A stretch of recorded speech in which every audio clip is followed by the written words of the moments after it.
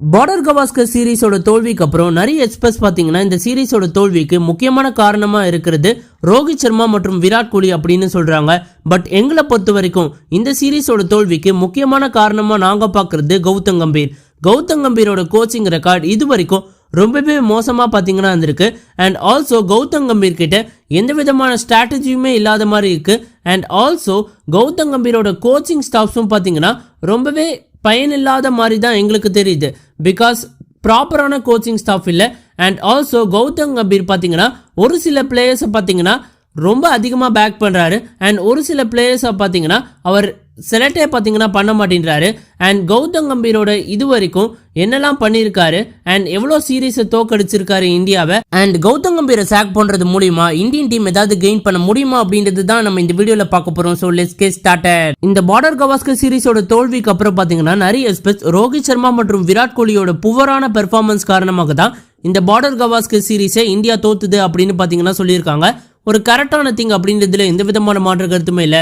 விராட் கோலியை பொறுத்த வரைக்கும் பார்த்தீங்கன்னா கடைசி 5 இயர்ஸாக பார்த்தீங்கன்னா டெஸ்ட் கிரிக்கெட்டில் ரொம்பவே புவராக பார்த்தீங்கன்னா பெர்ஃபார்ம் பண்ணியிருக்காரு. அண்ட் ஆல்சோ ரோஹித் சர்மாவும் பார்த்தீங்கன்னா கடைசி 3 சீரீஸில் பார்த்தீங்கன்னா ரொம்பவே சொதப்பியிருக்காரு. ஸோ கண்டிப்பாக பார்த்தீங்கன்னா இந்த 2 பேரோட பெர்ஃபார்மன்ஸ் காரணமாக தான் இந்தியா தோத்தாங்க அப்படின்றது ஒரு ஜஸ்டிஃபைடான திங் தான். பட் இவங்களோட ஒரு மிகப்பெரிய ஸ்கேமா பண்றது சுப்மன் கில் மற்றும் கௌதம் கம்பீரா நாங்கள் கருதுறோம். கௌதம் கம்பீர் பார்த்தீங்கன்னா இது வரைக்கும் அவரோட கோச்சிங் கரியர்ல ஒரு புவரான பெர்ஃபார்மன்ஸை பார்த்தீங்கன்னா வெளிப்படுத்திருக்காரு. ஒரு ஓடிஐ சீரீஸை பார்த்தீங்கன்னா ஸ்ரீலங்காவோட தோத்துருக்கோம். ரொம்பவே அவமானமாக பார்த்தீங்கன்னா இருக்கு. ஸ்ரீலங்காவில் இது வரைக்கும் பார்த்தீங்கன்னா இந்தியா தோத்ததே இல்லை. ஸோ ரொம்ப நாள் கழிச்சு பார்த்தீங்கன்னா இந்தியா தோத்துருக்காங்க ஸ்ரீலங்காவில் இவரோட கோச்சிங் கடியில். அண்ட் ஆல்சோ நியூசிலாண்டோட ஒரு ஹோம் டெஸ்ட் சீரீஸை இந்தியா தோப்பாங்க அப்படின்னு நம்ம நினைச்சே பார்க்க முடியாது. பட் அதையும் பார்த்தீங்கன்னா ரியாலிட்டியா கௌதம் கம்பீர் பார்த்தீங்கன்னா டேர்ன் அவுட் பண்ணியிருக்காரு.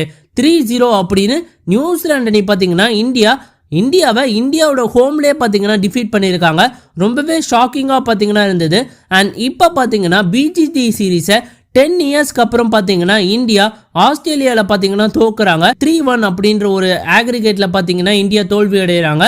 அண்ட் இந்த 3 சீரீஸ்லுமே பாத்தீங்கன்னா கௌதம் கம்பீர் அண்டர் பெர்ஃபார்ம் பண்ணிருக்காரு அப்படின்றதுல எந்த விதமான மாற்று கருத்துமே இல்ல. சுப்மன் கில்ல ஓவர் பேக் பண்றாரோ அப்படின்னு தோணுது. பிகாஸ் சுப்மன் கில் பாத்தீங்கன்னா அவுட் சைட் ஆஃப் ஏசியால பாத்தீங்கன்னா அவர் 20 கூட ஆவரேஜ் பாத்தீங்கன்னா இல்ல. ஸோ அவரை பார்த்தீங்கன்னா மெயின்லி ட்ராப் பண்ணலாம் அப்படின்றது எங்களோட கருத்து. அண்ட் அவரை பார்த்தீங்கன்னா ஆல் ஃபார்ம்ஸ் ஆஃப் பிளேயர் அப்படின்னு சொல்றாரு. அண்ட் வைஸ் கேப்டனாகவும் நான் அப்பாயிண்ட் பண்ண போறேன் அப்படின்னு சொல்றாரு. இதெல்லாம் பார்த்தீங்கன்னா ரெடிகுலஸாக இருக்கு. அண்ட் ஆல்சோ ஹர்ஷித் ராணாவை பார்த்தீங்கன்னா கேகேஆர் கோட்டால பார்த்தீங்கன்னா எடுக்கிறாரு. அண்ட் ரியான் பராகை எப்படி பிடிச்சதுன்னு தெரியல. ரியான் பராகை பார்த்தீங்கன்னா ஓடிஐ கிரிக்கெட்லேயே இருக்கட்டும் இல்லைனா T20 கிரிக்கெட்லேயே இருக்கட்டும் அவர் பார்த்தீங்கன்னா கண்டினியூஸாக சான்சஸ் கொடுத்துட்டே இருக்காரு.